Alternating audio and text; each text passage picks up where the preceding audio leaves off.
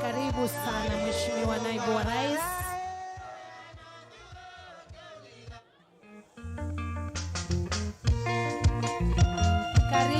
Karibu, makofi mazuri ya kumkaribisha Mheshimiwa Naibu wa Rais. Wapi shangwe na vigelegele?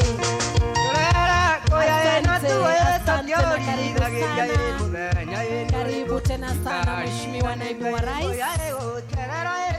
Asante sana, asante DJ. Tafadhali tutulie tuliko, sote kwa pamoja tusimame wima kwa wimbo wa taifa na wimbo wa Jumuiya ya Afrika Mashariki.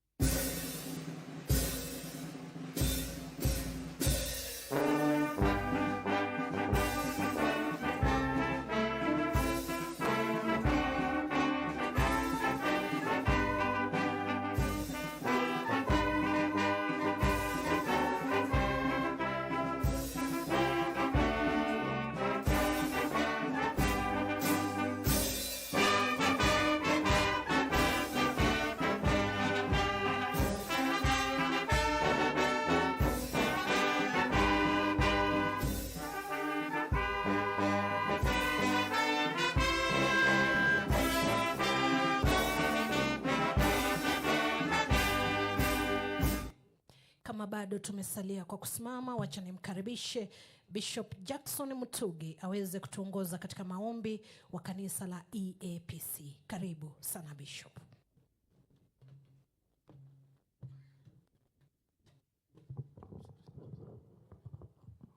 Na tuombe. Mungu wetu, Muumba wetu, uliye juu na hata hapa mbinguni, twatoa shukrani zetu zote kwa kutupea safari jema tukaweza kufika mahali hapa salama salamini. Tunakushukuru Mungu wetu ni kwa sababu ya kutupea kipawa cha uhai siku ya leo. Hatuna budi Mungu wetu kukushukuru ni kwa sababu ya kutupea kiongozi wetu rais ambaye mwenye busara akaweza kumteua naibu wetu wa rais ambaye ametupa mwaliko huu. Tunaomba Baba wetu, wewe mwenye hekima na maarifa, ukawape nguvu na uweza wa kuongoza nchi yetu, wakisaidiwa na waheshimiwa wetu na wa MCA wetu wote na opinion leaders wote, ili Mungu wakaweze kuongoza nchi hii kwa heshima ya neno lako Mfalme. Tunaomba wakati huu tunapoendelea sasa kusikiza kutoka kwa kiongozi wetu, Bwana Mungu Muumba wetu, ambaye wewe ndiye mwenye nguvu zote, tunakuomba mwalimu wetu ambaye ni Roho Mtakatifu akaweze kuwa ndani ya kiongozi wetu katika maelekezo yote, kama katika mashauri yetu yote, ili tukaweze Bwana kuwa watu walio na hekima ya kukaa katika kuelewa na kujafanya yote yanayoweza kufanya nchi yetu kuendelea mbele. Asante Bwana, ni kwa sababu ya wakati huu tunaomba nguvu na uweza kutoka kwako ikawe pamoja nasi. Na ni katika jina la Yesu Kristo aliye Bwana mkombozi wetu tunaomba na kuamini. Amen. Amen. Kwa ruhusa yako Mheshimiwa Naibu wa Rais, naomba sote tuketi. Mheshimiwa Naibu wa Rais Profesa KITHURE Kindiki, Gavana, Seneta, wabunge wetu wa kitaifa na waheshimiwa wawakilishi wa gatuzi nambari 13, wataalam mbalimbali na viongozi wa kidini mliofika, vijana, mabibi na mabwana. Kwa ruhusa yako Mheshimiwa Naibu wa Rais, nikubalie nikualike uweze kutuongoza. Karibu sana.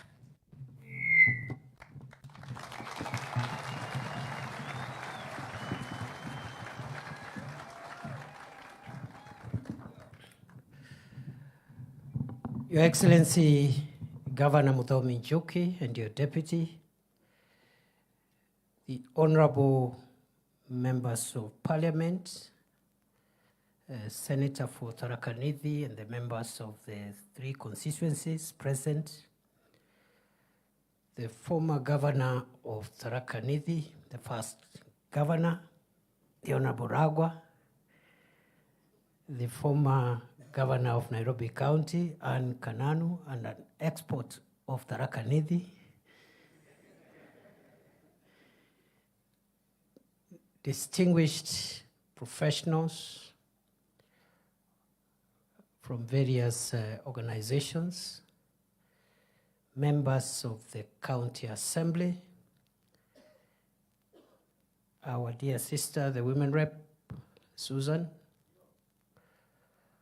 the leaders who have come from across Tharaka Nithi County. Good morning.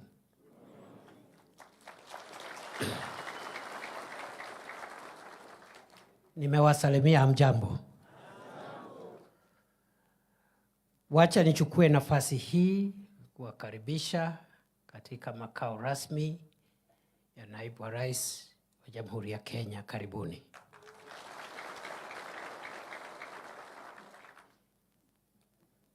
Ya pili niwaambie kwamba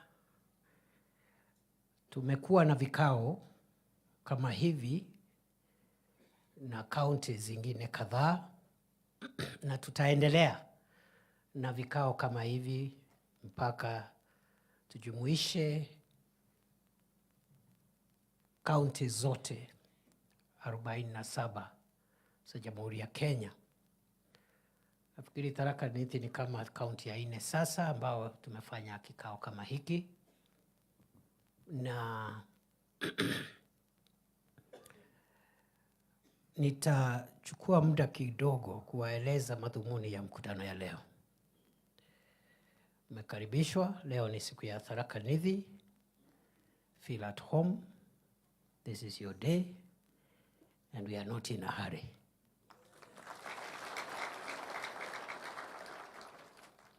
We are not in a hurry. Hatuna haraka. So msiwe na haraka ya kutoka hapa. Mmepata breakfast? I hope so. Kuna hata chai ya saa 4. Kuna lunch. Kuna chai ya saa 10.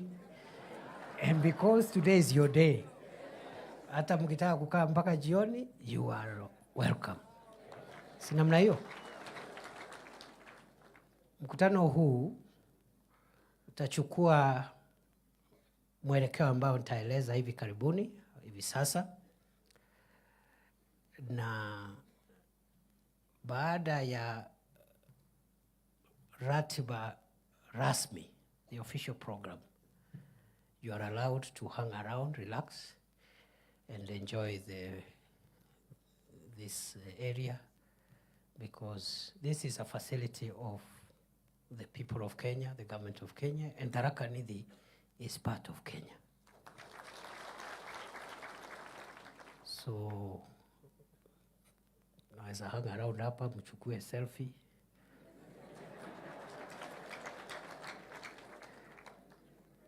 Hata wale ambao sio, naona wengine hapa ni watu ya my generation and some are older than me. Sisi we are a bit conservative, lakini kuna vijana wale ambao ni Gen Z na hao wengine. Tuko na swimming pool hapa, mnaweza fanya swimming.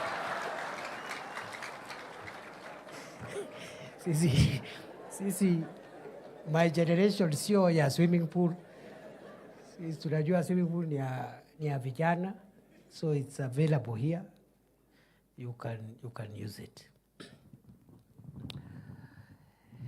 Nimeitana mkutano wa leo kwa sababu gani? Kwa sababu wakati Rais William Ruto alikuwa anaomba kiti ya urais, mimi na wengi ya viongozi wetu wa Tharaka Nithi tulikuwa mlengo wake wa kisiasa. Kweli si kweli? Na pole sijatambua deputy governor wa zamani ako hapa ule Muriithi. Nimeona pia former member of parliament for Tharaka Alex Mborimwiru, asante. Na tuko na former assistant minister Francis Kagwema and former DG, former member of parliament for Tharaka Francis Kagwema. And I've seen Petke, former assistant minister also for trade, Petke Miriti, and former member of parliament for Chuka, for Nithi that time. So I think we are full house. Asanteni sana kwa kukuja kwa hii mkutano. Ni kama iko Murango. Mheshimiwa Murango Mwenda, my senior, and former member of parliament for Tharaka. So asante kwa kukuja. We are full house. Tuko full house. I've seen former MCAs, nimeona Zachary Mpana na wengine. We have many. Na huyo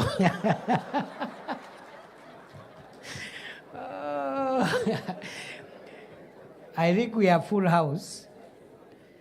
Niko tuna apology ya maafisa wetu wawili wa serikali, wale colleagues tunafanya nao kwa national government. They should have been here, but kuna mahali nimewatuma kazi. PS wa Fisheries, Mining and Blue Economy, PS Betsy Njage, nimewatuma kule Nyanza, wameenda na waziri Joho kazi ya serikali. So ametuma apology, na pia Director General wa Kenya Wildlife Service, Dr. Kanga, who is also from our county. Tumekuwa na yeye hapa, lakini yako na board ya KWS, ameomba pia apology. I hope Mzalendo is here. Yep, Mzalendo Kebunja is there, former Director General of the Museums of Kenya. So I hope many of us are here. Na wale hawako wametuma apology. Wakati rais alikuwa anatafuta kura ya kuwa rais, wengi wetu tulikuwa katika timu yake. Katika kila county, timu yetu tulikuwa tunaenda kabla ya uchaguzi, tunaketi na washikadau katika county, tunakubaliana, je, tukipata serikali ni mambo gani tutayapa kipaumbele katika county hiyo. Tulifanya hivyo katika county zote 47. Na pale Tharaka Nithi, nakumbuka tulikuwa pale Kadhwana katika County Economic Forum. And at the end of the County Economic Forum, we were signing county economic charters. Kweli si kweli? Wakati tumeenda around the country, tukasema tukipata kiti ama tukipata serikali, kwa county ya Tharaka Nithi kwa mfano, tutatia maanani mambo ya miundo msingi, barabara, tutatia maanani mambo ya stima, tutatia maanani mambo ya maji, tutatia maanani mambo ya masoko ili wabiashara na kina mama wasikue wanapigwa na jua wakati wanafanya kazi yao ya biashara. Tukasema vile vile tukipata serikali tutajaribu kufanya ile mambo ya kibiashara na kilimo ambayo yanaleta mapato kwa mfuko wa mwananchi, tuboreshe sekta hizo za kilimo. Pale Tharaka Nithi kwa mfano kwa sababu nilikuwa pale na sisi zote tulikuwa pale, viongozi wetu walikuwa pale, tukakubaliana kwa mfano tuko na sekta ya majani chai, tuko na maziwa, tuko na ndengu, tuko na kahawa na other value chains ambao tulikubaliana. Kweli si kweli? Kwa sababu vile vile nilikuwa na bahati kuwa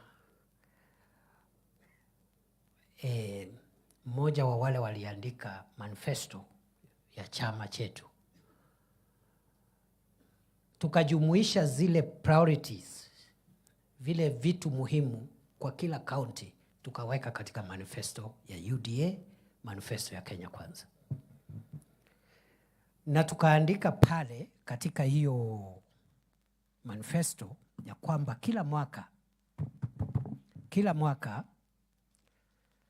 chama chetu kitafanya vikao katika kaunti hizi zote.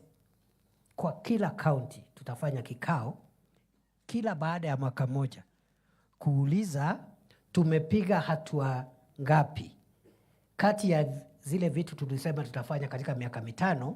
Mwaka huu wa kwanza tumefanya lipi, ni lipi hatujafanya, kwa nini, na tunafanya nini kuhakikisha kwamba mwaka ujao tunafanya yale ambayo hatujafanya.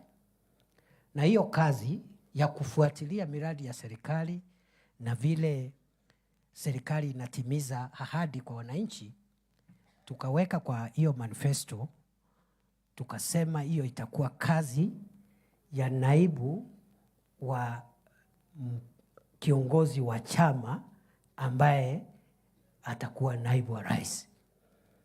So the work of monitoring, evaluating, tracking progress of the commitments our party made to the people of Kenya was assigned to the deputy party leader, who before election was the deputy party leader, but after election would be the deputy president.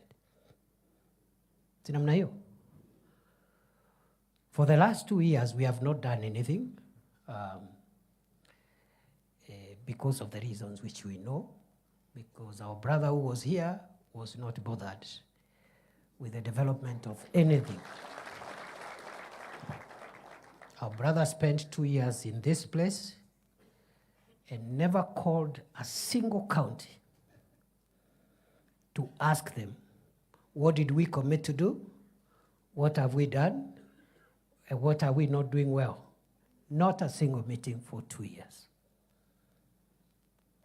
He's no longer here, he left office, so we are the people now here. So we must do what we ought to have done. So hii mkutano sio ya kudiscuss former deputy president, ni mkutano ya kuambia why I have called you. I'm explaining why I have called you. Because hiyo kazi haikupata mtu wa kufanya. Na ndio umeona serikali imepata reputational problems in many parts of the country, because there is nobody to assist the president to track the development agenda of the country. So, we have wasted 2 years, but it's okay. There is still time. So this meeting, therefore, is not a political meeting. Huu si mkutano ya siasa. Huu ni mkutano wa serikali na ni mkutano wa maendeleo. Niseme hivi kwa sababu tuko na viongozi wa siasa hapa, lakini you know they are the leaders we elected, isn't it? So we cannot have a meeting ya serikali, national government, with the people of Tharaka Nithi without the leaders of that county. Okay? But it's not a political meeting. In our presence also we have people aspiring to be leaders. Si ni kweli? Nimeona wengine hapa wanataka kuwa magavana. Kuna wengine wanataka kuwa women reps. Si wako area? Si aspirants wamekuja? Si wasimame tuone kama wako ama hawakuitwa. Kuna wa MP, naona MP aspirants, naona ndio hao MP aspirants, women rep aspirants, wako hapa. There are many, ndio hao. Lakini huu mkutano sio mkutano wa siasa, yani nani atakuwa governor, senator, mbunge, women rep ama MCA. Sawa? So MCA ako hapa as a leader, not as anything else. The aspirants are here as people who are mobilizing, you know, they have intention to vie in another election. So they are also legitimate stakeholders. There is no problem. We can discuss development and leave out the politics to the camps that will emerge automatically when politics set in. Kwa hivyo hiyo sio mkutano ya siasa. Okay? I have also not called this meeting to campaign for President Ruto because there is no election taking place. He is president, isn't it? But time will come when I'll come to campaign for William Ruto during the next election. Not now. Na hiyo sasa ikifika hiyo, ile group itakuwa kwa chama chetu, hiyo ndio group tutasonga naye. Hiyo kwa sababu sasa ni kutafuta kura ya urais. Na ujue kama rais achaguliwi, kuna deputy atachaguliwa hapo. So hiyo itakuwa siasa, but that will be at the tail end. We cannot mix those issues now with the development of our county. Rais mwenyewe umeona wakati wameshindana na mpinzani wake,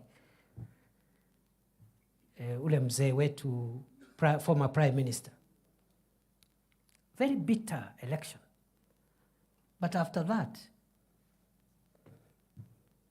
sasa rais ndio anampigia campaign aende Addis Ababa akuwe chairman wa African Union. The biggest campaigner. And that shows you must be careful. Maybe my brothers who are still running for office at our county and other levels. Be careful. Don't behave as if the next election is the beginning and the end of your life. Don't make your relationship with other people so bad that after that you cannot talk. And I'm glad to see some of our former leaders here. Because if they had broken relationships with the rest of us, they would not be here. Sinamna hiyo? Wapigiwe makofi former leaders wote. Yeah.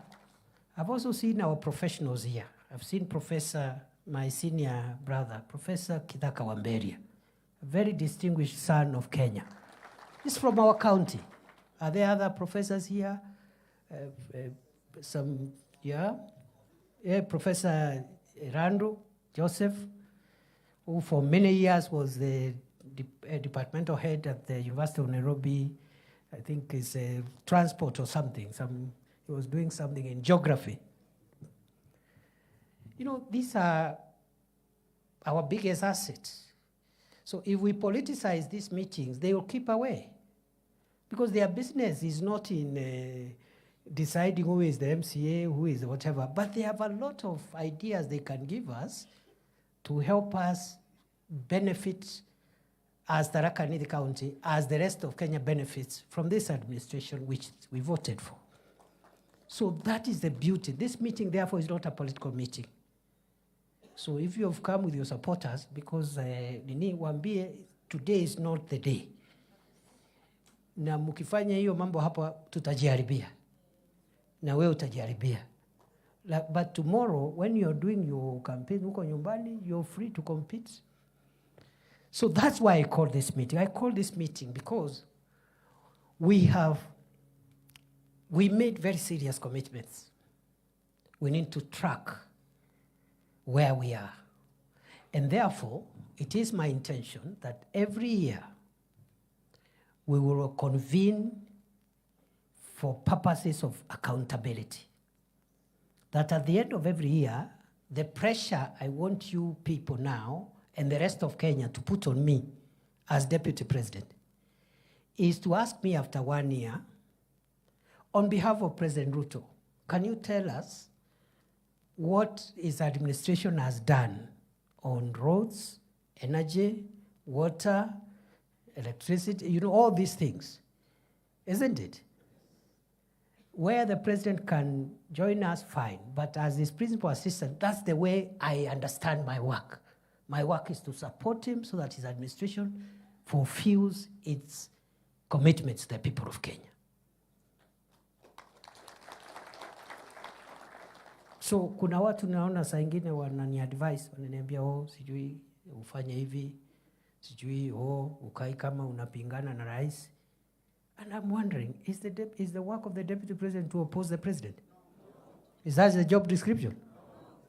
Wale wanataka kuoppose rais, watoke nje, wajoin Kalonzo, Wajakoya na hiyo timu ingine, waanze kuoppose wakiwa huko nje. There is no problem. But you cannot be a deputy president and sabotaging the same government, or a minister flying a flag and then you are sabotaging the same administration, not possible. So tafuta na hao wengine, hiyo group ingine, mutupige mkiwa nje, we are ready for you. Na tutawajibu sana saa hii, tutakutana huko mbele. Because all these characters, hakuna mtu hajakuwa kiongozi. Si Kalonzo Musyoka alikuwa vice president? Si ni kama mimi? Yeye alikuwa 5 years under Kibaki. So akifika pale Tharaka Nithi, the people will ask him, when you were vice president, can you give us one project hapa ile ulitusukumia?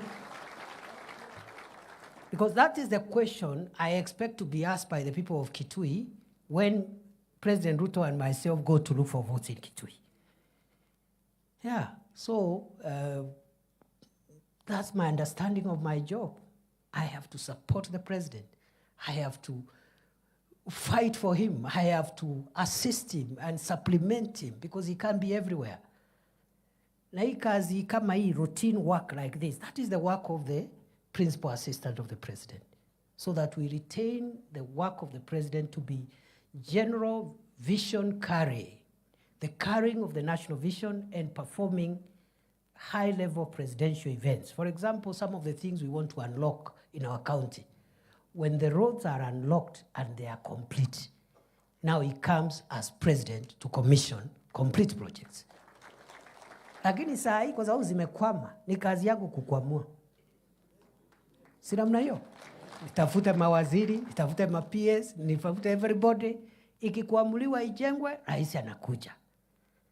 But it can't be the president coming there to try and unlock projects, yet he has a cabinet, he has a deputy. That is my understanding of my responsibility. Wale wengine wananiambia, sijui pinga rais kama fulani, I think they are addressing the wrong person. Yeah, maybe they are talking to somebody else. Sio mimi.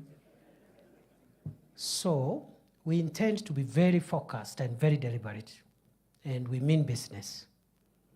And I want to assure you, the people of Tharaka Nithi, as I've assured other parts of the country, you will get maximum benefits from this administration. Otherwise, what business do I have to hang around if we will not get maximum benefits? So we'll do our best. Lakini musiende kudanganywa ati ndio sijui hii county isaidiwe, ati the next county must lose.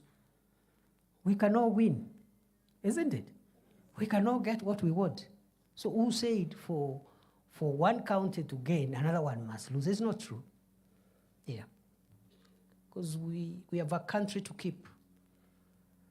And therefore, mimi naomba tu munitoe kwa hii siasa ya sijui ya MP, ya MCA, ya governor, ya senator. I will leave that. Munisaidie. Kwa sababu mkiniingiza hapo, whether you are defending me or attacking me, unless you really are sabotaging me, you should not drag me in those politics ya nyumbani. Unless your aim is to sabotage me. Kama hiyo ndio aim ni sawa, nitaelewa. So sasa nikianza hapo, ati sijui this ward versus the other ward, this constituency versus, we will lose it. And I saw how my predecessor lost favor, even from leaders from his own village. You know? Even your own MP, akutaki. I cannot wait for that to happen. If kina Kareke here and kina Njuki, kina Murugara think I am doing nothing, what business do I have to go to Nyanza and other places? Sini wachane nayo. Yeah, if my own brothers, my own neighbors don't think I'm of any value. So musiningise kwa hiyo mambo ya nyumbani. Pia niseme ya kwamba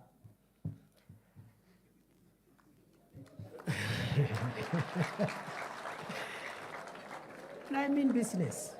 Because you are all my people, you are all my brothers and sisters. I cannot come here and start supporting this one against the other. All of you are running for MP.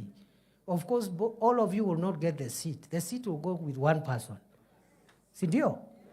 So the pressure you should put on me, na sio kwa magazeti, sio kwa mitandao, look for ways. Look for ways. Si muko hapa leo? I have not called you. Nilikupigia simu? Si uko hapa? So there are ways of getting me, if you want. So, hii mambo ya sijui chukua simu, sijui nini, tuache hiyo. Kwa sababu saa hii sina hata simu where I am. And many people are calling. And from here I'll go to the next event. But you'll find me, and the pressure I want from you is pressure. How do we push our road network? How do we push our electricity? How do we push our water? How do we push our, county aggregation and industrial park, which has not started, and we need to unlock that as well. That is the pressure I want from you, because if we push the development agenda, the government will look good, our people will also benefit. Si namna hiyo? Lakini msiende kuniambia kwa ati unachukua TikTok, unaenda kusema, sijui tunaambia naibu wa rais, sijui nini. Sasa, so unless you're part of my opponents, if you are part of my opponents, it's okay. There is no problem. Tutakuja sasa kupiga campaign, nikijua you are on the other side. Yeah. Alafu wengine, you have a problem with the next person. Uko na problem na MCA, uko na problem na governor, senator. You take advantage ya hiyo shida uko nayo, then you drag me there. I'm defending the DP. I don't need defense.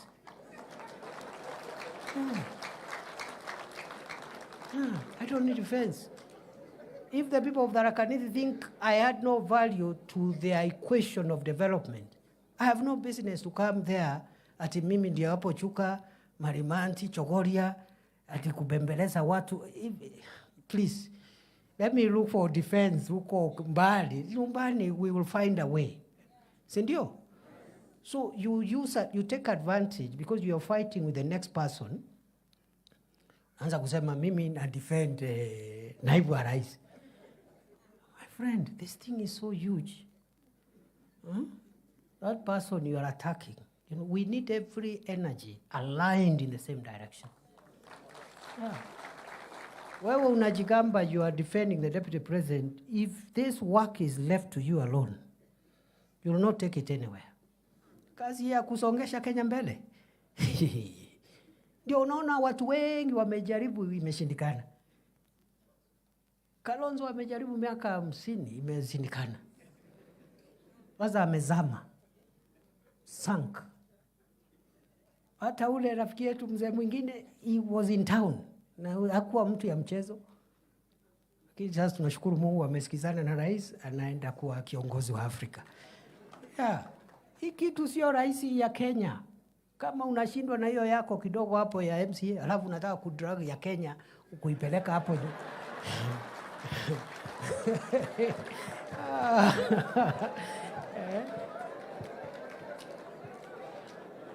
So sikiza. Mimi, sikiza. Pale nyumbani, I need your blessings and your support, all of you. Not some of you. Because some of you hatutafika anywhere. I need everybody, including the person you have a problem with. I need that person. Yes. Tumesikizana? Yeah. So this is home talk, in family talk, don't worry. Let me go back to the default system, which is the national discussion we are having. So we have an agenda. This is the government, and I've been I played some role in the Kibaki administration, in the Uhuru administration, in different capacities, and now in the Ruto administration. As far as I'm aware, the first government to do a manifesto was the Kibaki government. But it was never followed up for implementation. Tulichaguliwa, Kibaki akachaguliwa, wale walichaguliwa, there was no implementation. Luckily, Kibaki had a very strong focus on the priorities he had committed to the people. So he succeeded, but there was no monitoring and evaluation, and there was no tracking of progress. And when Kibaki was asking to be re-elected in 2007, nobody asked him, have you delivered what you told us? It was just simple politics. ya Kibaki versus Raila. And 41 against 1. Very dangerous politics. Uhuru came with a manifesto. But we never followed the implementation of that manifesto. And when Uhuru was asking for re-election in 2017, nobody asked him what he had done with the first term. In fact, he came with a new manifesto for the second term. Ile aliita Big Four. Si ni kweli? Yeah. But this time round, this government is going to add value to our governance in two respects. One, we are tracking the 168 commitments that we made to the people of Kenya in 10 sectors, 10 areas, one by one, to see how far and how many of them we can implement before the next election. Ndio hiyo manifesto isiwe ni karatasi. And I'm going to demonstrate to you just now how we are doing that. Number two, I suspect the next election, more than any other election, this government will be asked, you promised us this, tell us what you've done. Si ni kweli? Yeah. So Kenya is maturing. That is good democracy, because if a president does not get re-elected because they have not performed, that is a very good democratic culture. But you cannot remove a president because of stupid politics ya ukabila, sijui ya nini, mambo ya bure hapo, you know. So, good people, mimi nataka niwaambie, we will do our best. The last 2 years, President Ruto has struggled with very difficult issues, just like President Kibaki when he took over from President Moi. President Kibaki's first term was terrible. It was difficult. He himself was unwell. And some characters around him were the ones running government and making decisions, making very unpopular pronouncements. But Kibaki was very committed. In 2 years, President Kibaki became the most hated and the most unpopular person in Kenya. In 2005, 2 years after his election, the first time, 3 years, he brought a referendum. He was defeated in that referendum. You remember Banana Orange? He was defeated. He dissolved the entire cabinet. He was left with the old man, is it Moody or Worry or something? Yeah. So what is happening around here is something that has happened before. And why President Kibaki and President Ruto? Ask yourself why. It is because any transformative leader who has an idea of what to do about key sectors that define a country's transformation, many times the decisions that leader has to make to transform the country are usually unpopular. They are not popular. Populist leaders make popular decisions. Okay? I'll give you an example. This universal health care that we are focused on implementing, it's not the invention of Kenya Kwanza. Professor Kithaka and the others, the scholars, will tell you, President Kibaki intended to bring universal health coverage when Charity Ngilu was minister. Aka-introduce the topic, siasa kama hii ikakuja, Kibaki retreated. Ikakufa. President Uhuru had universal health care in his manifesto. I'm part of the team that wrote that manifesto, the first term. Akaona it's very unpopular because you have to increase the levies that you're charging people and so forth. Akaikalia first term. He thought he can introduce it in second term when he's going home because he will not be looking for re-election. So in 2018, aka announced the big 4 agenda. One of them was universal health coverage. Cecily Kariuki was the minister for health. Siasa ikakuja, Uhuru backtracked. I remember Uhuru asking us, sisi tuko na insurance?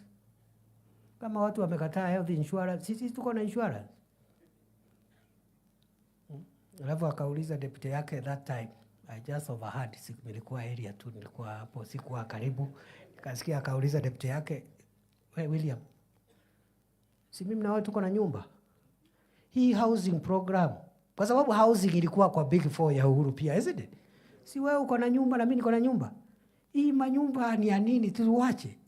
Wakawacha.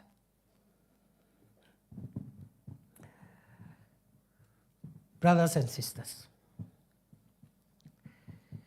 I'll shortly tell you what housing and what a health insurance for every Kenyan means to the economy and to household incomes in a short while. But before I do that, I want to say for the last 2 years, President Ruto has struggled with what we call macroeconomic stability. Macroeconomic stability means, for those who are not experts like myself, I'm not also an expert in the economy, but I have learned from the experts. Macroeconomic stability are the fundamental foundational economic growth indicators that must be in place before you start now building the growth of the economy. One indicator is the strength of the currency. The strength of your currency versus international currencies is one indicator. Another one is something called interest rates. The rate at which people borrow money, those who are doing biashara, nini, interest rates. And are businesses having access to affordable credit at moderate interest rates? The third indicator is called inflation. How fast do the price of goods keep on rising?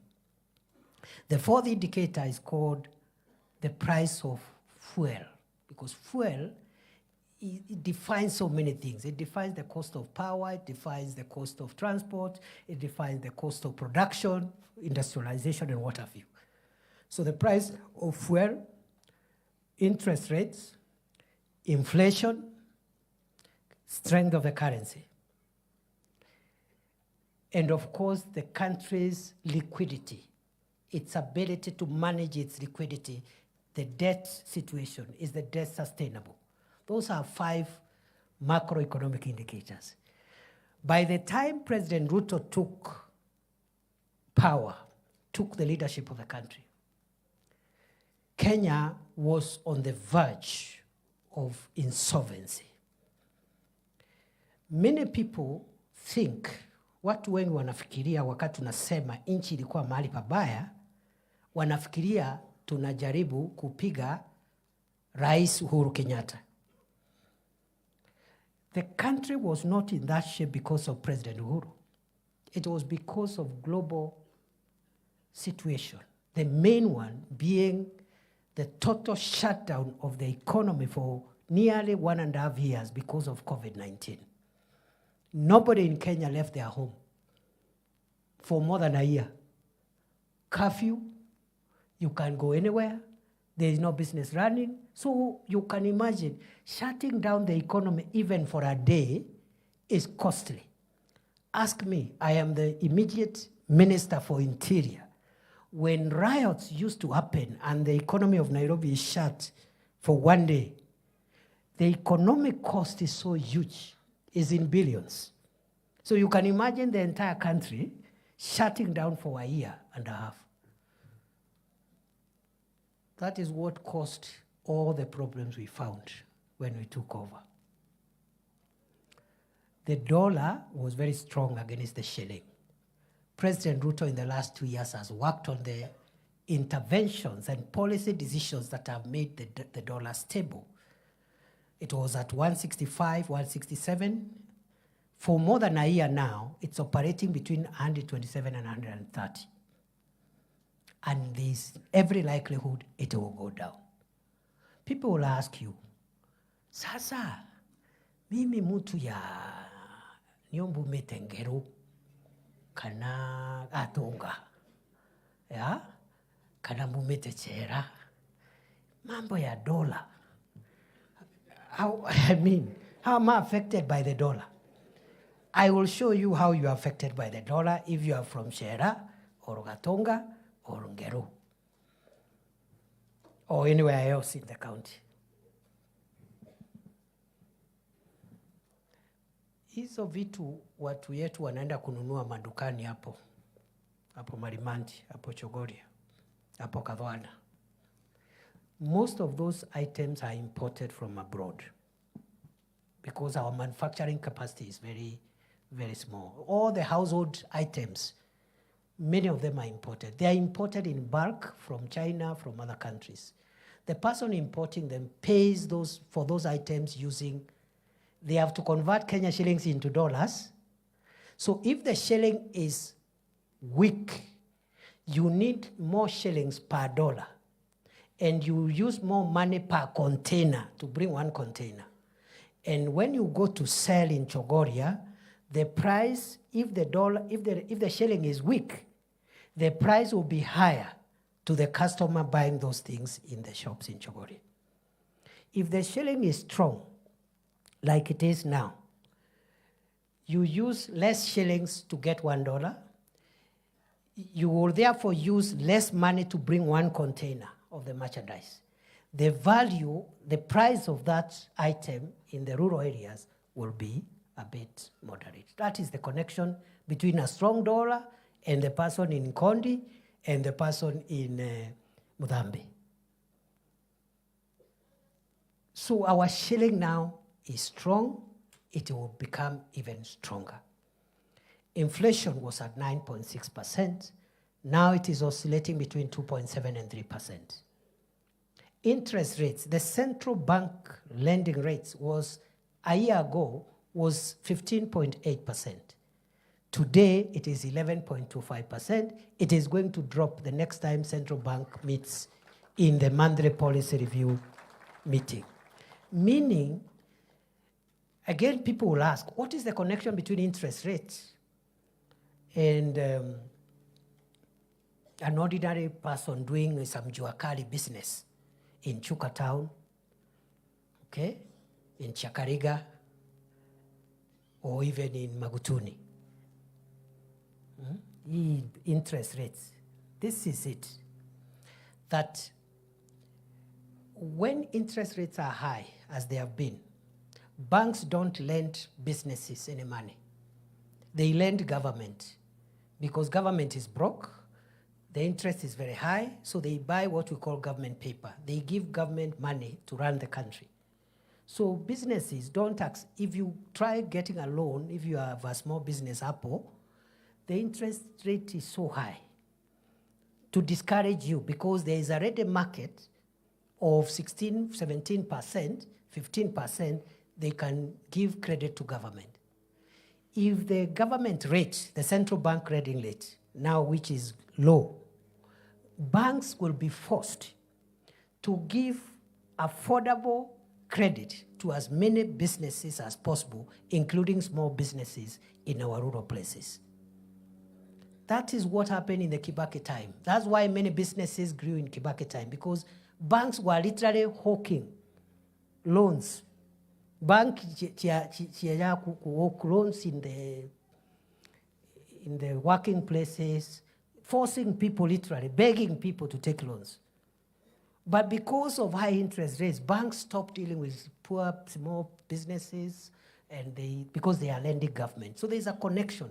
For 2 years, President Ruto has struggled with macroeconomic stability, interest rates, the strength of the shilling, inflation, and also the price of fuel, which was at 217, now it's about 160 something.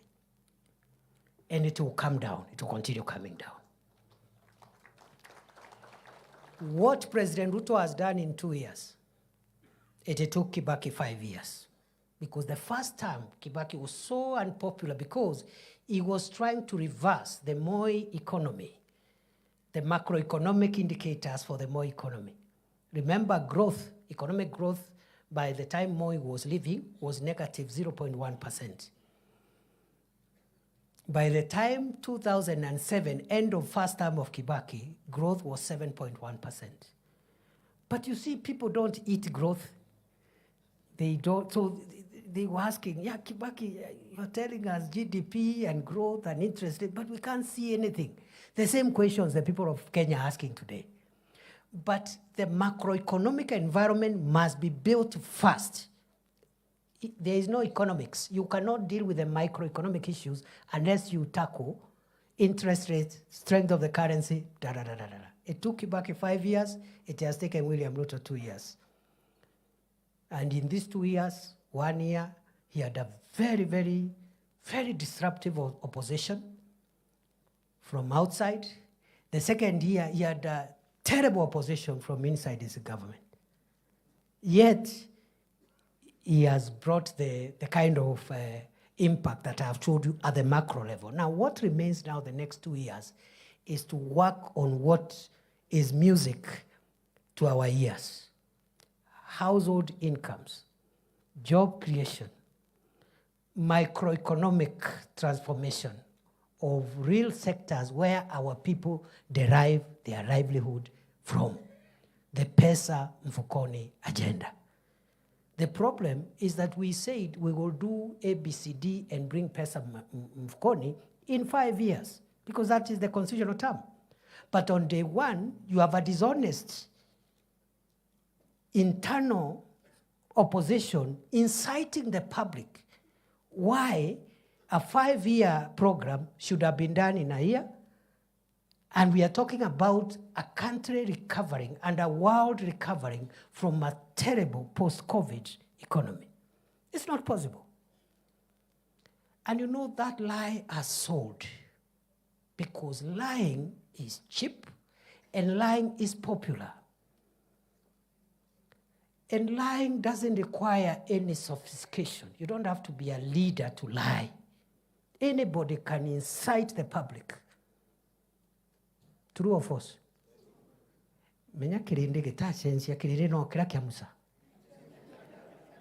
People don't hear things like wait or we are doing. They don't want. They want now. Where is the money in the pocket? So what some cheap leaders do, first they take advantage of the way human beings are wired to complain. You know, human beings are wired to complain, and we always want instant. That's how we are created. Hata watoto wanasema nataka mkate saa hii.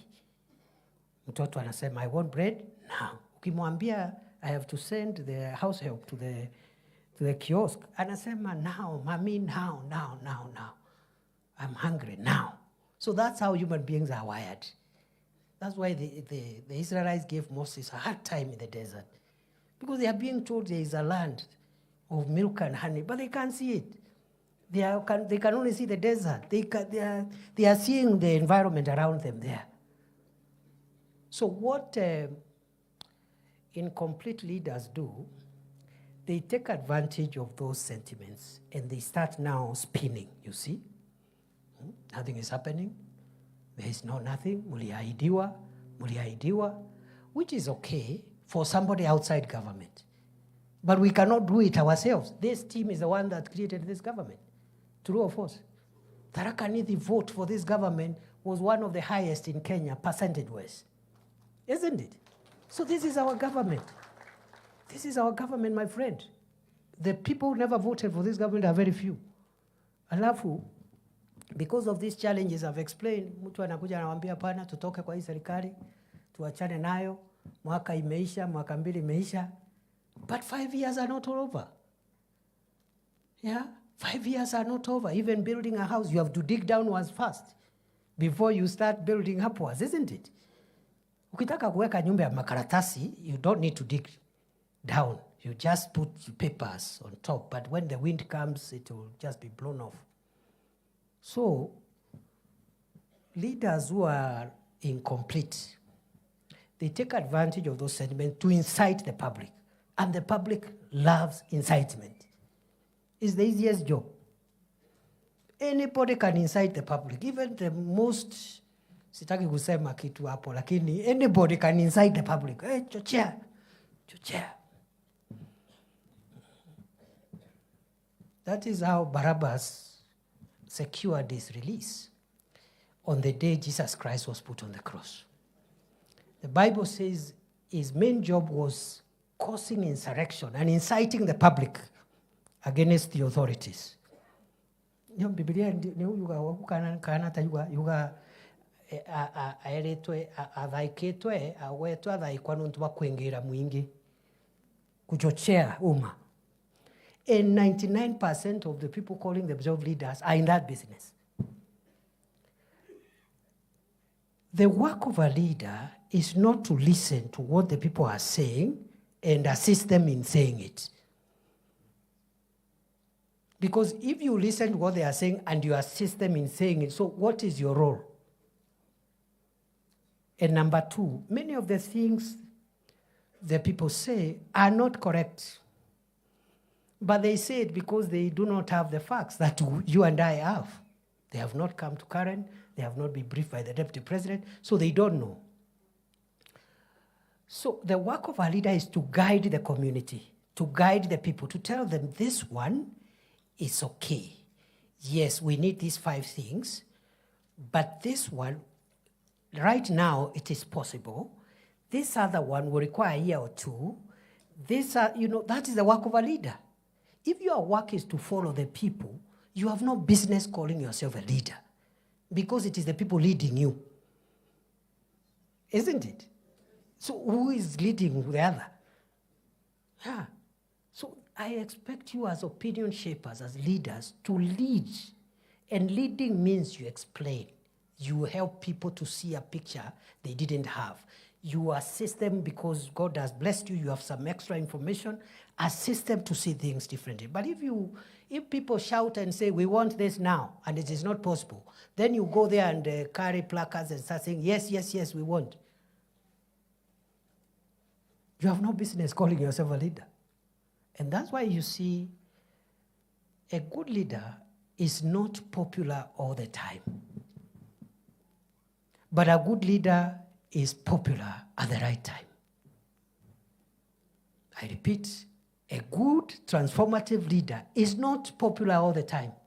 I have told you how Kibaki was very unpopular in 2005, 2 years after he was elected almost unanimously. But by the time President Kibaki was leaving in 2010, 2011, many people in Kenya were saying, I wish Kibaki could get at that term. True or false? Those of us who use this road to central Kenya, that's when the dual carriageway, Thika superhighway, started being built in 2009, 7 years after Kibaki's election. Not in 2003. That's when people saw the superhighway. Yeah, 50 kilometers from Nairobi to Keno. Kibaki did that without speaking Kikuyu and without climbing on trees to explain and publicize his love for the people of Gema. In fact, I was a young man. I served briefly in his government. If you are from central Kenya and where we come from, and you tried to speak to President Kibaki in your mother tongue, he will tell you off. He has no time for nonsense. Yet, he transformed Kenya, and he transformed even our rural economy without speaking Kikuyu and without pontificating how he loves the Gema people. True or false? President Uhuru, who also appeared, also came from our region generally, also did wonderful programs. And I've just given the Superhighway for Kibaki. Kibaki did many things across Kenya. But it doesn't mean if you do across Kenya, you'll not do where you come from. you can do at home and away. Yeah. Usidanganywa ati for you can only succeed if you do things where you come from and ignore everybody else. Because again, you will not have a country. President Uhuru, you know, for me, at the last 2 years of his administration, we had political differences with President Uhuru when he chased me away without giving me a reason. I even asked him to explain, because it's not so much about the job. I was not keen on the job. In fact, that break gave me a bit of time to reorganize my personal issues, which had gone haywire because of my, I'm such a passionate person. I get committed to public service. So some private issues ilikuwa imeharibika. Nilitengeneza wakati Uhuru alinifukuza. Sasa niko sawa. Nilitengeneza zile miaka 2 Uhuru alinifukuza, hapo ndio nilijipanga mambo yangu ya nyumbani hapo. Unaona fence imeanguka, unarekebisha fence because you are not available. Fence imeanguka when you are serving the public. So President Uhuru, I had problems with him, political problems, the last 2 years after he chased me away without giving me a reason. So I told President Uhuru, it is okay, I am going to leave because I see you have made a decision. But please, tell the people of Tharaka Nithi and their Meru people and the people of Kenya, tell them, what is this big sin that this son of Tharaka Nithi has done? Ndio wajue, nimeiba? Am I corrupt? Have I insubordinated? What have I done? So, hakunijibu, tukakosana kidogo. But to his credit, President Uhuru is the one who started the Dongokundu bypass in Mombasa, which we've just completed. We found it at the tail end as Kenya Kwanza. President Uhuru, for us locally now, okay, because you need examples away and local. For us, the highway Kibaki left in Keno, he took it to Marwa. Isn't it? Isn't it? Sio ni kusonga. Hata sisi, hata kama iendi the way we wanted, iende, but still our journey is shorter today. Mpaka pale Makutano. True or false? Without speaking Kikuyu, without preaching to us every day how he loves Gema. Yeah? So I'm wondering, these other people who say they love us, they have never convened one single county, including the county they come from, to discuss development in your county. Hii upendo ni upendo ya kupeleka wapi? Munisaidie tu kuelewa. Me, I don't understand. What kind of love? And must you speak about it? Just do it. Just do. This love, just do it. We will see it. So today, I have called you to tell you that this administration, having laid the foundation, the economic foundation, that would have even taken longer. Okay?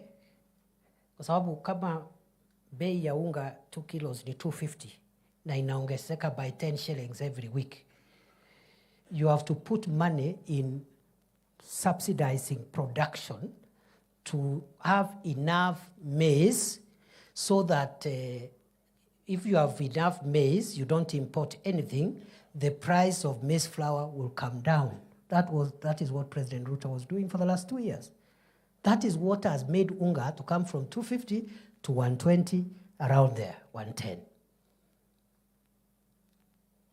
Wearing sufurias on the head could not have changed. And the people wearing sufurias on the head, they had their time. Some were vice president. Everybody. Even some of the people I saw the other day, I don't know, saying things, they were also in government. They were ministers of water, ministers, I don't know what. So, mimi nilikuwa interior minister Makambili. Nilisukumana na 3 things. And I didn't know I would leave after 2 years. In fact, I thought best case scenario, I'll be there for 5 years. I thought so. Sikujua nitakaa 2 years. But there was a problem in the north, ile banditry. There was a place in Lamu here. the Boni Enclave, where we have many people, including immigrant communities, even from Tharaka Nithi. They are doing agriculture in Lamu there. Terrorists were butchering them every day. So there was terror, there was banditry, na mambo ya passport. And today, now that I'm no longer in interior, if somebody asks me what I did as interior minister, I may not have done 10 things, but I'll quote the 3 things that I achieved. Isn't it? So, kwa sababu wakati wa siasa itafika, wale tutashindana nao, including my brother who was here. He was deputy president for 2 years. 2 years, deputy president. He will tell us also, as deputy president, what he did for all the counties of Kenya, including Tharaka Nithi. Mimi nimesema annually, every year, I will be giving my account. So yeye atasema, wakati alikuwa deputy president, he pushed this road, he pushed this project, he pushed this dam for us. Then hapo tutashindana mambo ya maendeleo. So it's going to be very rough. Watu wasifikirie, it's going to be so rough, my friend. Very rough. It's not going to be easy. You cannot come to incite people at barriers. Mtu amefiwa na loved one, unakuleta vijana hapo kupiga kelele. Sijui kwa wedding. Ama musician ametengeneza event, it's not even your event. Wewe unaundadia hapo, unakuja kuleta kisirani. And that habit is dangerous habit. Our area where I was born, this area, general area central, we are not known for violence. Those behaviors were elsewhere. For the first time, and I'm speaking as the immediate interior minister, I was so downcast to see people burning each other's property in Karatina, in Embu, for the first time. People who know each other. Unajua ile duka ni ya fulani, supermarket ya nani, he has employed 20 children from here, unaenda unachoma. Dangerous politics, driven by poor leadership. And I have not said leaders should not listen. Listen and look for solutions. Not to listen and follow the crowd and incite them into anarchy, violence. Today, Kisumu, Kondele, used to be the most volatile political town and area in Kenya, where people were burning each other's property and you disrupt transport. Today, the headquarters is in Embu. Hapo Embu kuna kijana amekaa hapo, ati ni mjanja sana, ni maarufu sana, hapo anasanya vijana hapo ya kufunga barabara. Your own parents are passing by there going to hospital. Wewe kiongozi aina gani? You can say the same things you want to say, but don't disrupt the economy. Don't shut down the economy. Don't inconvenience innocent people who have nothing to do with politics. So it's not going to be easy. Nimeona kuna watu wanajipiga kifua, sijui vile watasema, sijui vile watafanya. They have no landing ground. It will be so rough. It will be rough. Ala, sasa niulize. Ile siasa nilikuwa nafanya hili kidogo, nilikuwa senator ile. Sikuwa na chochote. Sikuwa na kiti ya serikali. Sikuwa kwa executive. I had to go and beg other people. Oh, nisaidie barabara. Oh, nisaidie. Now I don't have to beg. Yeah. Alafu unaniambia we go and start opposing President Ruto hapa. There's only one person who can countermand me in Kenya. Only one. The whole country, by the grace of God, na maombi yenu. Only one person. One. From the executive, judiciary, legislature, 2 levels of government, everywhere. The whole country, God, by His grace and your prayers, only one person can overturn my decision. Sio ni baraka? So we should make use of it to assist our county, to assist Kenya. Yeah. So, wale wanategea ati, yani, Na sasa governor, my brother, bro. And these other brothers and sisters hapa. Tukue serious, bro.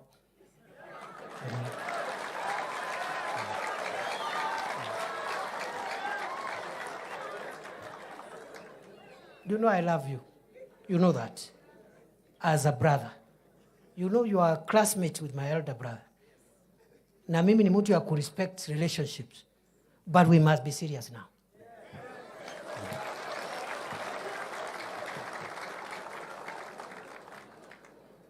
I met with my sister Cess, the governor of Embu, who is also my sister and somebody I love and somebody we've walked a long journey together, politically.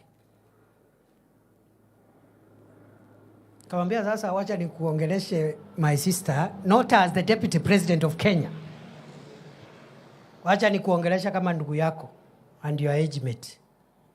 And you will do nothing about what I'm going to tell you. Amuliza governor, how is it possible? You're the national chairman of UDA. You are a UDA governor and the national chairman of the ruling party.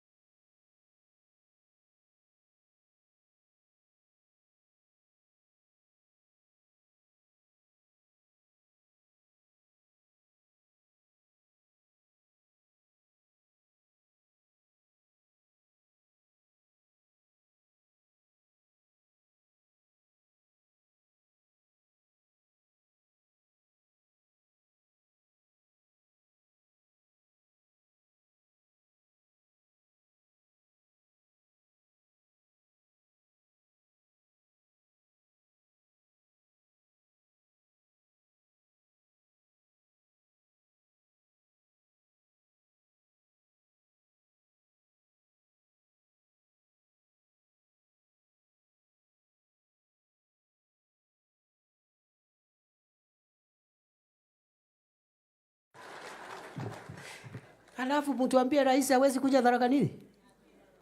Atapigwa kelele na nani? Wale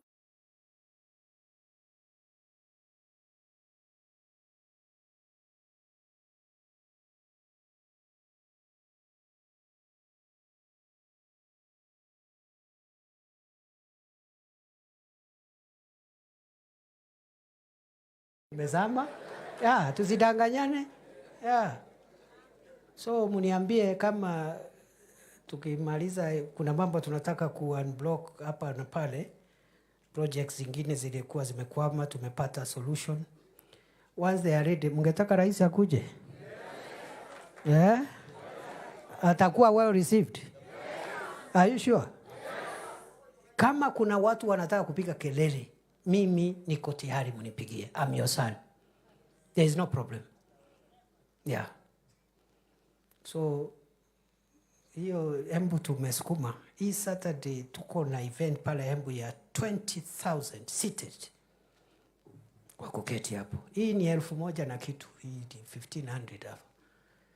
20 seated. Ya maendeleo sio ya siasa. So watu wanaongea juu hapa, mtu amejawa na kiburi mingi. ati sijui mimi. Tumeona watu wengi, my friend. We even disagreed with President Uhuru Kenyatta when he was the commander-in-chief, when it became necessary. Because kuna wakora walienda wakamteka nyara hapo, akalose something hapo. Lakini siku hizi tumekuwa marafiki. Nilikuta kulikuwa na mitego mingi ya kuseparate William Ruto na Uhuru Kenyatta, nikategua. Because we cannot afford to have our retired president talking with complaints out there. It is wrong for a country. And he is the only living former head of state we have. If the nation was in a crisis bigger than itself, we will require somebody with enough stature to be able even to speak to President Ruto and call the nation to order. Mzee Moi rested, Mzee Kibaki rested.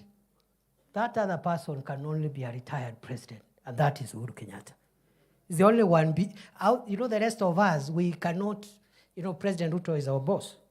But as a retired head of state, he has the moral authority, if there are some things, to have a discussion with the sitting head of state, and they will agree on how to salvage the nation.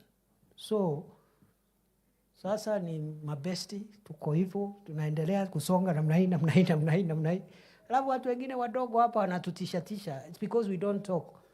Wanatutisha, sijui tutafanya. Ufanye wapi? Pitie wapi, my friend? Utapitia wapi? Where now? Siku ile, niwacha. Sitaki kurudi kuongea mambo ya pale. Na weri ya karonguru karijagira nkanga mathoni nontu wakwaga inya.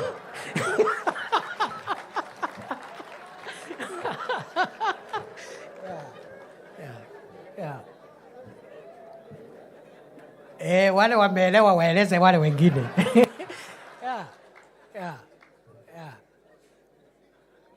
Karonguru karijagira nkanga mathoni nontu wakwaga inya. Na keno yusi bakura nkanga, lakini gatiena inya ya ukururia nkanga kaira mugunyeni.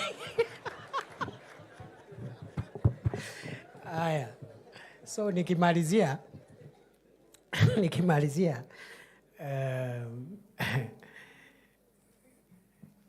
what are we doing now? Hapo Tharaka Nithi, we know we have stalled projects. We don't have to repeat it here. I'm the one who launched all those projects. The only senator in Kenya who launched projects. That time, now, and maybe in the future.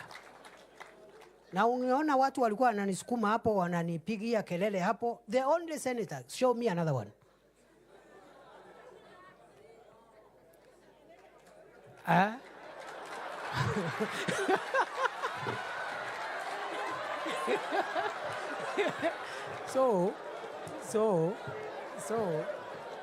So skiza.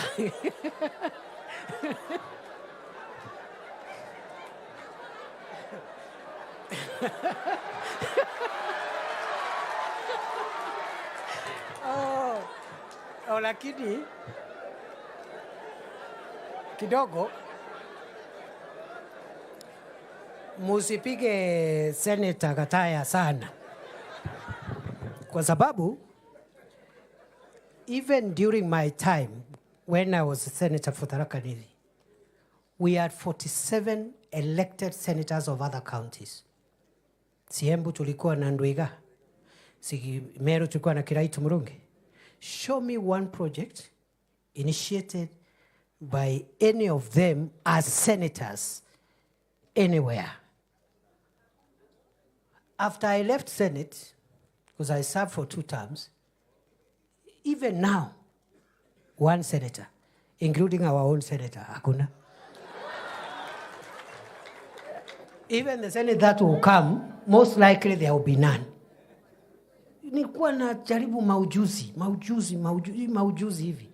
Lakini sasa Mungu ametusaidia, sasa tuko sawa. Sisi ndio sasa tuko pale.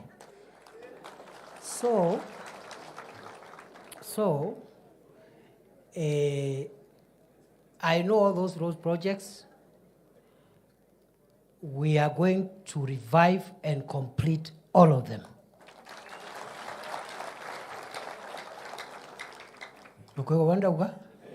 Hey, it's as simple as that. So I want in our next annual review, because we have 2 working years left before the campaigns. After 1 year, I will come here, I will call you again, either here or in Kavana. You ask me, how has this government pushed the roads agenda, the stored roads, how many and where are we on that? Sinamna hiyo? All of them, okay? We have electricity connections, different levels of connectivity. We're going to push it towards 100% in all the 3 constituencies. We are building, you know, what the work that remains now is now building the house upwards. And it has, and this will be my conclusion, it has 7 aspects. 1, it is revitalization of the sectors of the economy where the majority of the people of Kenya derive their livelihood from. Tunataka tubadilishe na tuongeze mapato katika sekta za uchumi ambazo wananchi wengi katika Jamhuri ya Kenya wanatoa mapato yao ya kila siku. Na hiyo ni katika sekta ya kilimo, ufugaji, masuala ya uvuvi for the western and coastal areas, and the blue economy and mining. That is what we call the real sector. 80% of the people of Kenya derive their household incomes from agriculture, livestock production, fisheries, blue economy, and fisheries. Already. If you do that, you'll have touched 80+% of the people of Kenya, especially at the grassroots. Up at Tharaka Nithi, we know the value chains, where most of our people get their daily bread from. It is in tea, coffee, dairy, dengu, and the cereals. It's around there, isn't it? Those are the sectors we are investing. And also in introducing other value chains like cotton, which are dyed and so forth and so on. Because when you touch these sectors and the returns we get from them increase, you touch households. You touch every home where they were getting 10,000 per year, okay? 10,000 per year is like 1,000 per month. They start getting 100,000 per year, which is like 10,000 a month. It looks more to you because you have money.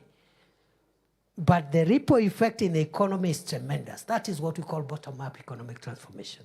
Revitalizing sectors where the majority of the people of Kenya derive their livelihoods. We have our value chains, we are working on them. And I'll give my accountability statement in due course. The second thing we are doing is to put in place the support infrastructure to help these value chains bring in more wealth and more incomes to the people. What do I mean? For us to transform agriculture, livestock, fisheries, and the blue economy sectors, and mining, we need good roads, road infrastructure. That is a support infrastructure. Power, electricity. Then we have what we call county aggregation and industrial parks, because we have to move to value addition. And Governor, we need to have a conversation. We see how we can support you to expedite the Tharaka Nithi County Aggregation and Industrial Park. Hiyo ndio kazi ya Deputy President. Kama kuna KAIP Tharaka Nithi, anatatua. The next county, anatatua. The other county, anatatua. Sio kungojea rais. Kazi yangu ni kureport progress. Alafu ikikamilika, rais akuja afungue. Sinamna hiyo? So, we are building roads. Support infrastructure is roads, it is electricity, it is the county aggregation and industrial parks. In some counties, regions, we have special economic zones which are part of that infrastructure. We're also building markets so that you have dignified places where trade can take place, and an aggregation and value addition center so that we stop selling raw materials. We add value. And some of the value addition required is very small. Kama ni ndengu, if you just sort the ndengu and just make sure that you remain with the best, then you package nicely in 2 kilogram or 1 kilogram pack, and you brand it as a product of Tharaka Nithi. That is already value addition. It will improve the price significantly, other than using mukebwa kembo to pour the ndengu, and some of it is rotten, some of it, the price will just shoot up. That is what supermarkets do. They buy it at 70 shillings, they go sort it, they package it, they put it in the shelf, and they sell at 200 shillings. What have they done? Sorting, packaging, and branding. Total of that value addition is less than 5 shillings. They bought at 70. But the presentation is so good. So when Professor KITHURE goes to the supermarket, when he's coming from the university, he will buy that at 200 shillings. But the fellow selling it at Nkondi sold it for 70. The supermarket has gotten twice the value. Supermarket hana shamba, halimi, havuni, ako papo anangojea mkulima wa Nkondi tu alime, alafu is getting twice what the farmer is getting. These things look like abstract, but that's how you transform a community. That's how you transform a country. And as I said, transformative actions are not popular because people want the things they can see now. Later on, when these things start realizing, that's when people say, oh, President Ruto had a point. But by that time, he will be completing his second term and going home. Yeah? As they say, before you realize your father was right, you already have a son who thinks you're wrong.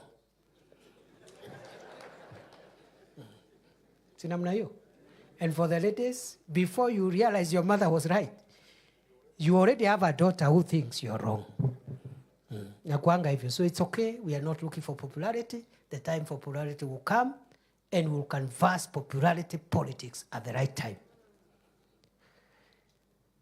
The third thing we are doing is investing in the housing program. People don't understand the housing program. The housing program sorts out many things. One, it increases the Human Development Index of Kenya. One of the reasons why some countries are top among the rich countries of the world is the quality of dwellings, houses that their people live in. Singapore, for example, is the most developed country in the world. It is 99% of the citizens of Singapore are home owners. Almost everybody. And when the president, the visionary leader of that country started that program about 40 years ago, he was almost impeached. Exactly what we are doing 40 years later is what Singapore did 40 years ago. He was almost impeached. Oh, we have houses. Tuko na nyumba. Cheap thinking. You don't understand economics. Kila mtu ako na nyumba. So, even introduce compulsory savings. Mandatory by law in Singapore. You must save. It is your money. Kama hii NSSF tumeongeza. NSSF is money for the retiree. But we force you to save so that you have enough package to go home, so that you don't retire and die the following day, because after 40 years, you have accumulated so little. So the housing program is helping us in the Human Development Index. Kenya's growth and development will rise. The housing project is helping us absorb some youths who are idle for the next 2, 3, 4 years. Don't ask us what they will do after that. By that time, we'll have another program.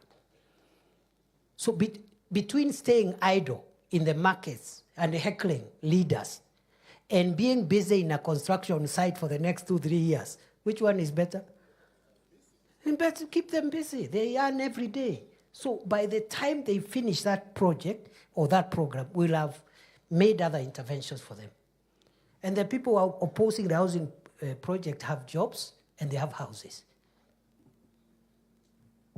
It is also helping us to resuscitate the construction sector, cement, steel, sand, all those things that go into construction. That industry, the construction industry, will be revived because of that involvement. Number 4, we are, because macroeconomic stability, then you have revitalization of critical sectors where we get our livelihood from. Then there's the housing program. And then number 4, it is jobs. It's jobs. And I don't have time to say what we are doing right now and going forward on job creation, but we must reduce the number of our jobless youths. We have no option. We are doing it through temporary jobs in some of the programs, like the Affordable Housing Program, and also in the Climate Works Program, which we are now going to roll out. We have Nairobi now engaged 20,000 youths. We will double it to 40,000 youths. We want every county to be a center for climate works, similar to what used to be called Kazi Mtaani, at least to keep our young people busy for the time being as we work on the long-term interventions. But we are also encouraging our young people who are young and educated, who cannot get the jobs we are providing. If they get jobs abroad, let them go and work, invest at home, save. When they want to come back after 5-10 years, they can always come back. There are people saying we are doing labor export. We are not exporting Kenyans. We are just doing what is known as labor mobility. The same way, many children were born in Tharaka Nithi, but they work in Mombasa today. They go home after 3 months or 6 months or at the end of the year. They are still children and sons and daughters of Tharaka Nithi, but they work in Mombasa, isn't it? What is the difference if the person is working in Dubai, the one who doesn't have the job in Mombasa? There's no problem. In fact, the person in Dubai, when they are coming home, will reach Tharaka Nithi before the person coming from Mombasa reaches Tharaka Nithi. Because it's under 5 hours to Jomo Kenyatta and 2 hours there. Huyu mwingine akikalia barabara kutoka hapo Kilindini, kufika Nairobi 8 hours. Na amechoka. Another transfer, another 3-4 hours. Tafika the following day.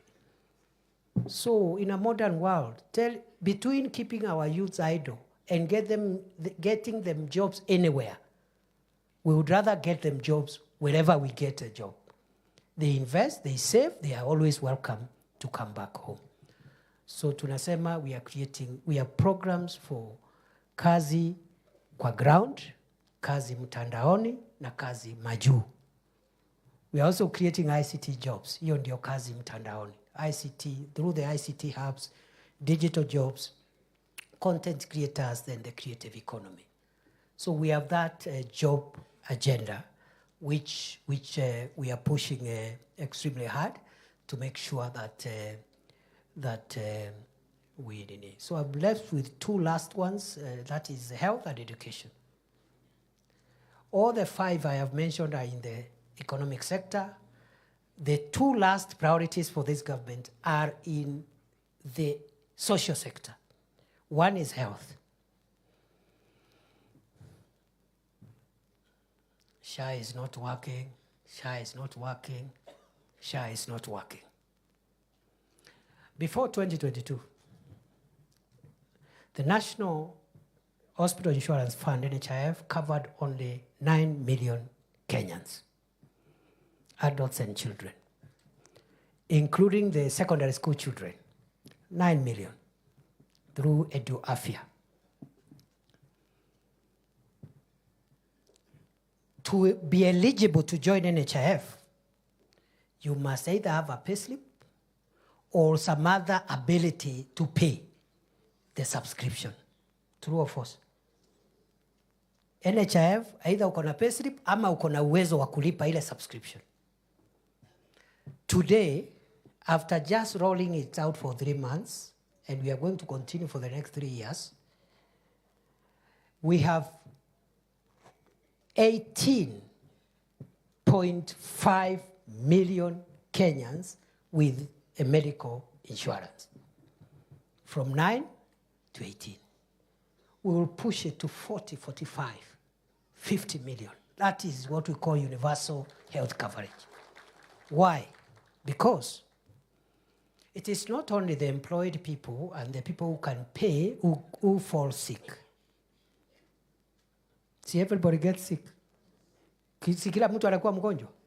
Why have an NHIF that caters for somebody with a payslip and somebody with ability to pay? Taifa Care, SHA, universal health coverage, is to make sure every citizen have a medical insurance to take care of their medical needs when they fell ill, because everybody falls ill. That is the aim.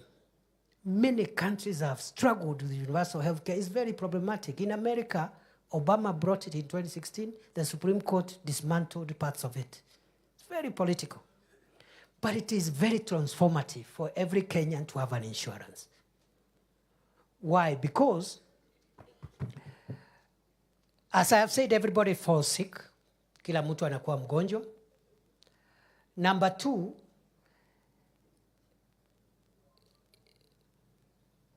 for us to ensure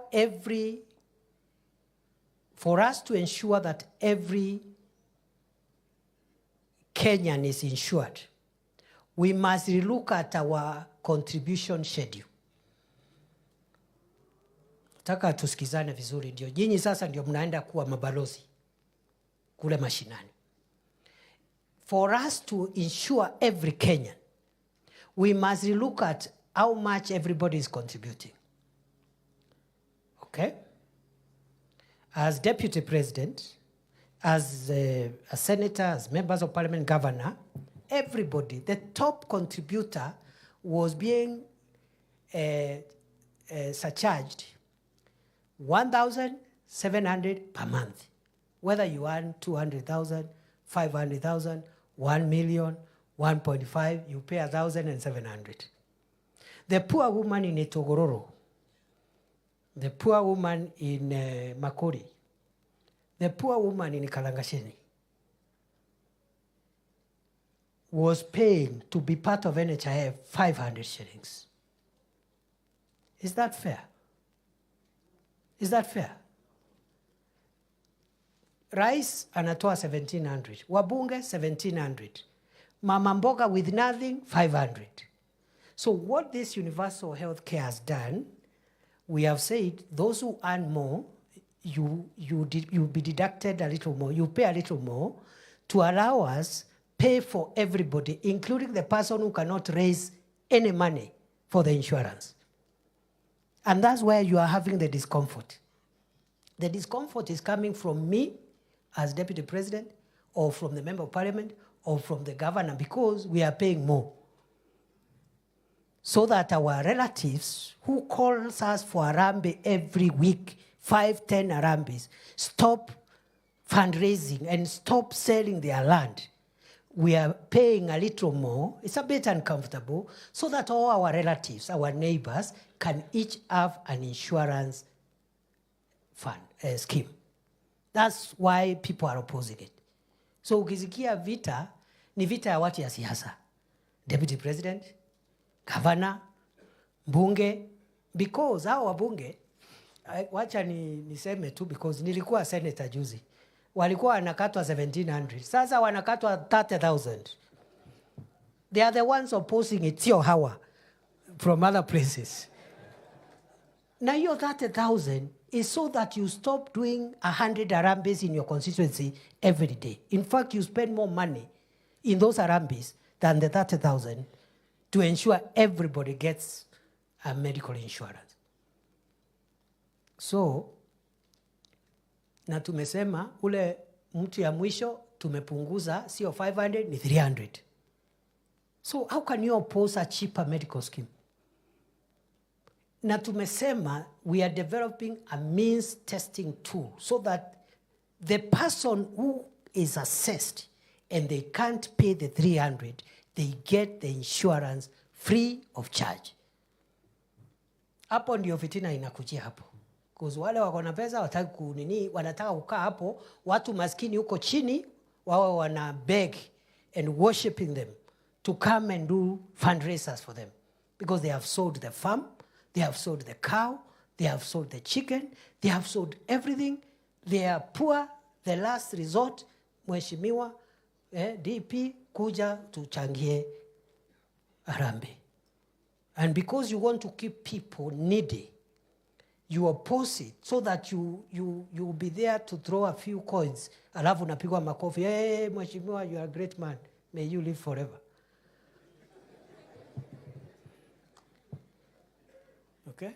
It took the courage of President Obama to get Obamacare in America. Although the Supreme Court amended it a bit, it is what is serving America today. And we thank God Obama became president before the current president, because I don't think it would have sailed through under the current administration. So, President Kibaki, brilliant son of Kenya, tried to bring universal health coverage. Politics stood on the way. And he was advised by the characters around it, let us be popular. Sisi tuko na insurance. Acha watu wafanye mambo yao. President Ruto, or President Uhuru, before I come to President Ruto, well-meaning, well-intentioned, introduced housing, introduced universal health care. Politics came through. He pulled back. Good people, this time round, we are not pulling back.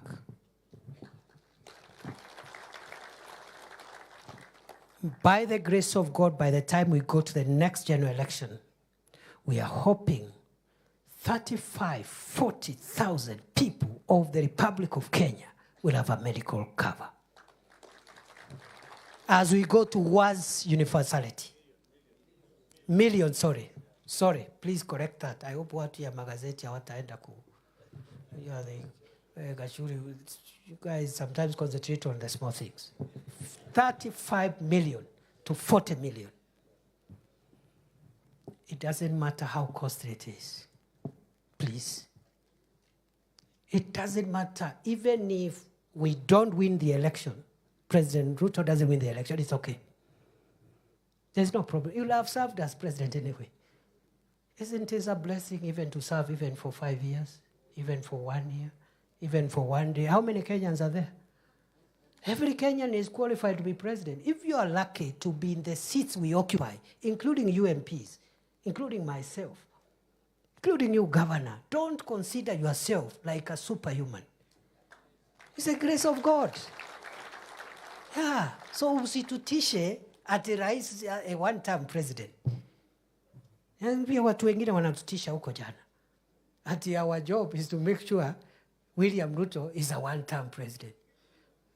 That is your objective. Here too. Just that. And you will have achieved a lot. President Ruto is lucky to be among the 5 Kenyans who have occupied the seat of President of Kenya. Some, 24 years. Others, 10 years. If he gets 5, so be it. If he gets how many days, so be it. There are many qualified people.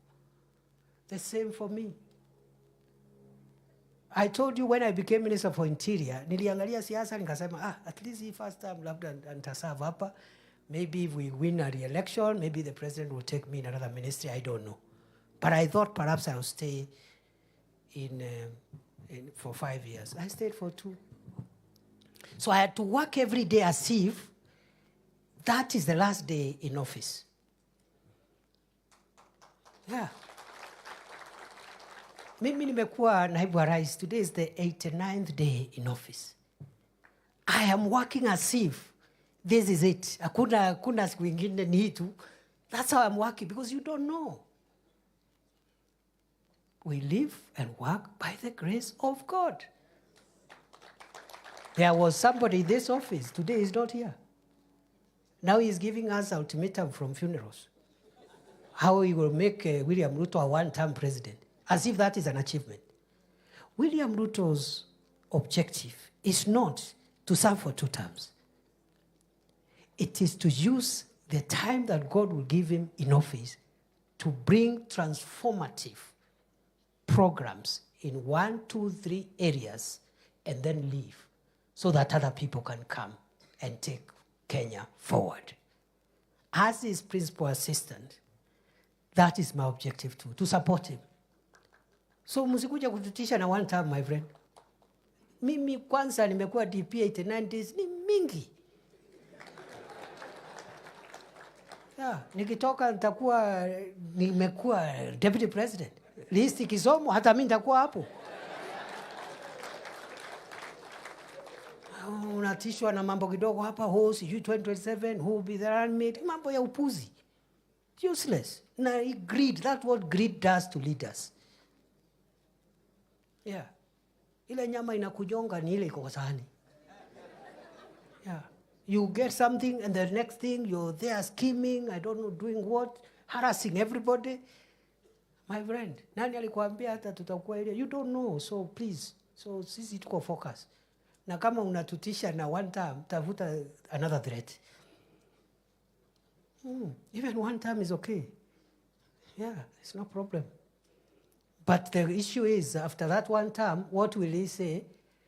If William Ruto will say, at the end of my first term, I have moved the people insured with a health card from 9 million to 40 million, he will be a successful Kenyan. Sindio? Yeah, so sisi tuko hapo.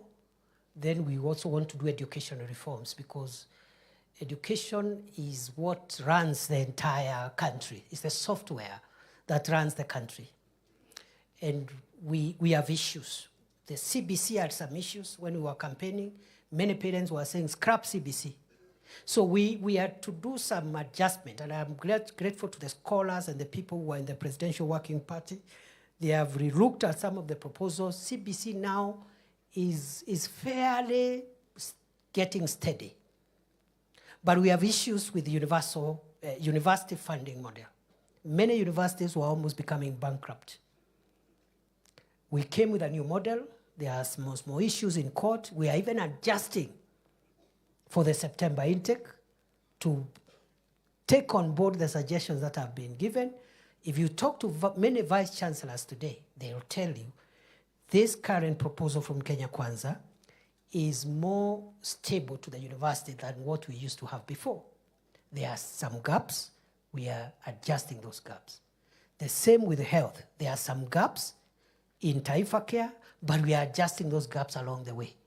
And let me tell you, good people, it is better to have an imperfect health coverage for every Kenyan than no coverage at all. Sinamna hiyo?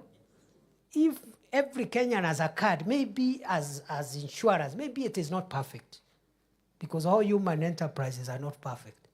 But that's a better conversation, how we can perfect it, than millions of our people begging alms, literally begging. And their leaders spending their entire whatever they have. Some even go into their businesses to fund medical harambes. So, the reason we are focused on Taifa Care, housing, reviving these sectors, I have said, macroeconomic stability, support infrastructure, the reason is because they will transform Kenya.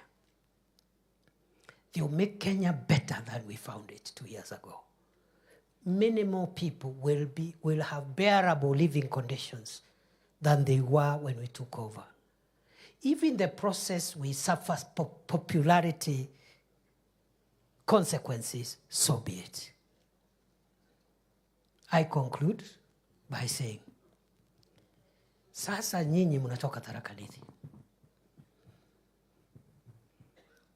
Deputy President of Kenya alizaliwa hapo. Please, I have no power to...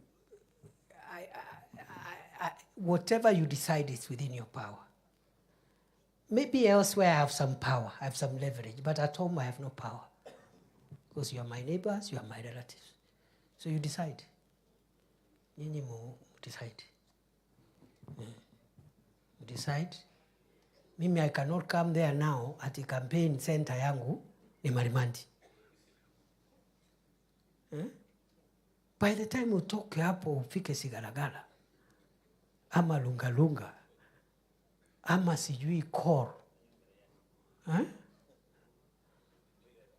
So nyinyi mimi naomba kwa heshima munisaidie. Muniombee jameni. Muniombee. Muombe rais. Muombe rais and don't be cheated by anybody. What is the alternative? Kalonzo and Wajakoya? Ati serikali tulitafuta kwa jasho miaka mingi. Mimi I've been around President Ruto for 18 years. All my youth have been around that man. Today is the president. He is the only man between me and the whole country. Then I start sabotaging him. Ati nianze kumchimba. Takuwa mjinga wa mwisho.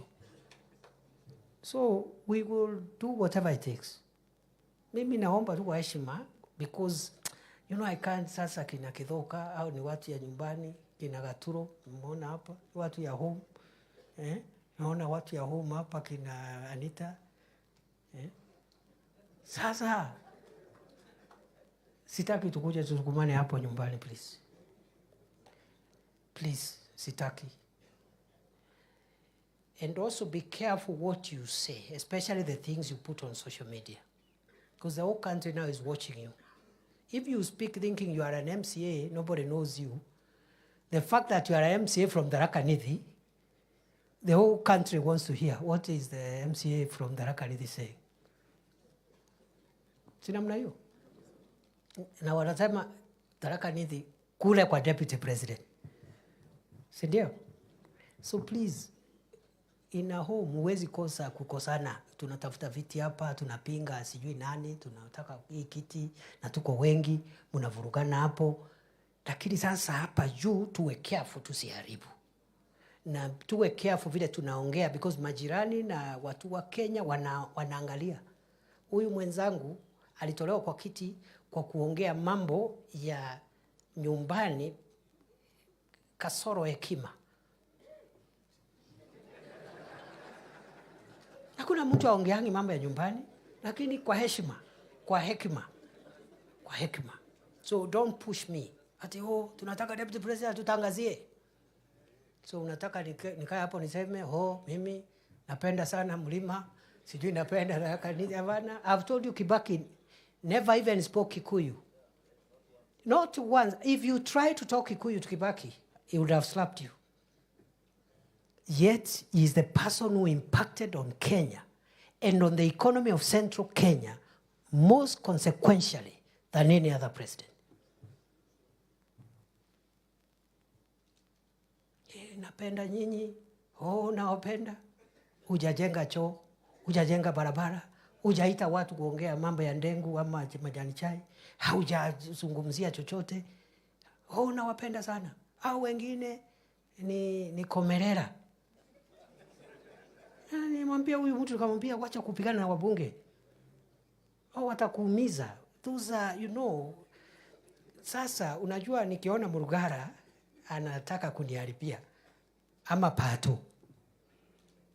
What I will do, nitamuita pole pole. Si Pato ni kijana yangu. Tukiwa na Njoke hapa, tumwambia sasa please, Pato tumetoka mbali. Unajua please, as your father, usinitoe nguo mbele ya watu. Lakini nikianza kumuita komerera, atika kunia. Amepata barabara ya kuteremkia. Na ni mteremko, amepata mtu mkubwa wa kupigana naye. I'm telling you. Bana. Ati sasa mtu ya Tharaka Nithi ndiye anaenda hapo kusema ati hatutaki nani. I will feel very hopeless. So nikiona kinaumana, sinajua hao watu wote. Kama ni mama, my mother there Gatiria, namwambia najua nimekukosea, lakini mama, hata kama unachapa kijana, ni pole pole. Wakati tuko, kuna kamera, kuna So naomba tuhifadhi. Me, I'm not saying you should not compete. In fact, the pressure you put on me now and in the future is how those who will not get seats, how we will accommodate them in government. And I've already seen some of them hapa. That is the pressure I want. Lakini sio kwa mtandao. Ukiweka kwa mtandao tunakozana. Kwa sababu sasa uko pamoja na maadui wangu. Ule ako kwa mtandao ni adui. So ukiingia huko tunapita na wewe huko.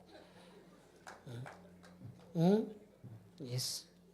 But the healthy thing is to say, tuko na viongozi wetu, where can we fix this one? How do we support this area? Na tujue Kenya to take the country forward. And that's the heavy task President Ruto has. He needs to carry the entire country. He needs to be the father figure of the whole nation. Every part of Kenya needs to feel him and have benefits from his administration. So nataka nikomee hapo na washukuru sana. Mimi leo ni siku ya Tharaka Nithi. We are going to proceed as follows. We are going to take a short break. But we will take the short break. For 10 minutes, we take a cup of tea. And then for 20 minutes, we look for space. We have enough space here, kwa hii compound. We go into constituency groups. Si tuko na constituency tatu. But I want to persuade you, we create a fourth constituency. And that is the constituency of women, children, affairs, PWDs. I know we have our women rep who normally their mandate is around that agenda, and it can be lost if it is lumped with the general development issues. Because these are sectors that require affirmative action and special measures, even under the Constitution. So between the women rep, I am told now you are vying for a different seat, but you are still the women rep. Ama umewacha? Okay, bado uko pale. Plus those who are, it's okay mweshi. Plus those who are looking for the seat. Aspirants wote wako hapa. Sio ni agenda yao, ndio tawachia vile whoever carries the vote will be our women rep. So that cluster ikuwe separate, iongee ya maneno for 30 minutes. So 10 minutes for tea, 30 minutes for constituency groups, 4 of them. You caucus and agree, each of those groups, you will agree on 5 priorities that you require from this government. You have heard the things I've said for the last 1.5 hours. Useme sisi kama Mara, we have these tolled roads, tunataka zote, serikali ikiwezekana, itafute pesa to complete these roads. Number 2, we have this major water project. There are many other water projects, but this major one. Number 3, maybe electricity. Number 4, just 5 priority areas. Sinamna hiyo? The governor, the Excellency Mdhomi Njoki, and the women rep, and the senator, the honorable senator, because they are county leaders, they are free to hop into the different groups so that they don't look like they belong to one corner. If they choose to, but they don't have to be there.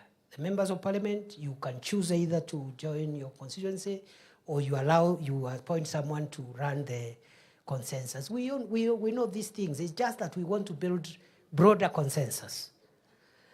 So after the 40 minutes total now, we come back for the plenary. For plenary, every constituency to identify somebody to read out the 5 priorities. You'll be given 3 minutes, every constituency. And I suggest it should not be the member of parliament reading. Mutafute mtu mwingine hapo, ndi hata yeye, awe ndi ana address deputy president. Mimi nitaketi pale na notebook, So mmoja akuja hapa kwa Chuka Igamba Ng'ombe, wa Tharaka akuja hapa, wa Mara akuja hapa, wa those special interest group akuja hapa. After that, and don't give speeches. Just say we agreed for our 5 priorities are 1, 2, 3, 4. 3 minutes, you sit down. Hakuna haja hata ya protocols. So you already established the protocols. Sema tu, ongea, just talk. And then after that, we will, because today is not a political day, it's not a day to talk. It was a day for me to tell you what I expect from you and what you should expect from me. Isn't it? After we report those in those groups, we will make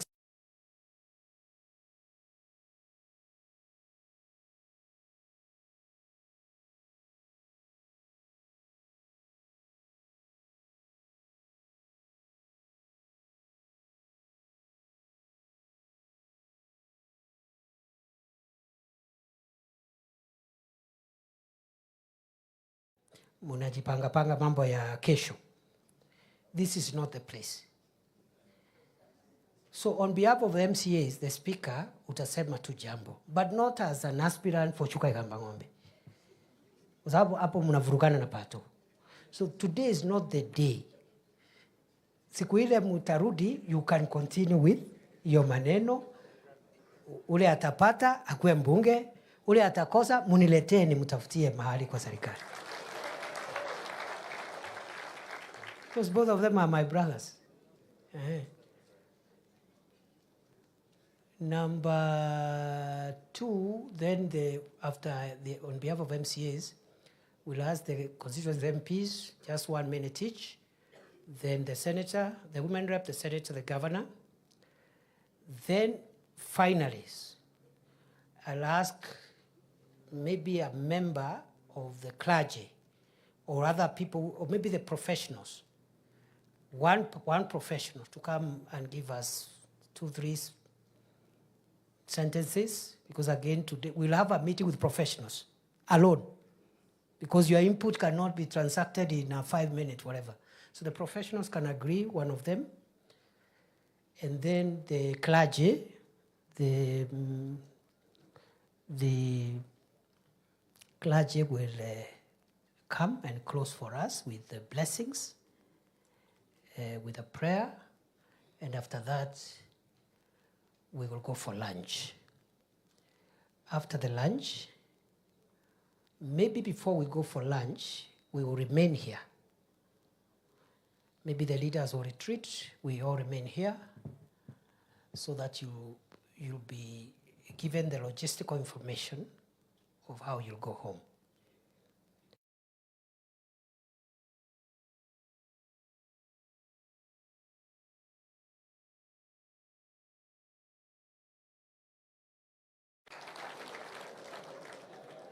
And for the Gen Zs, the offer of the swimming pool is still valid.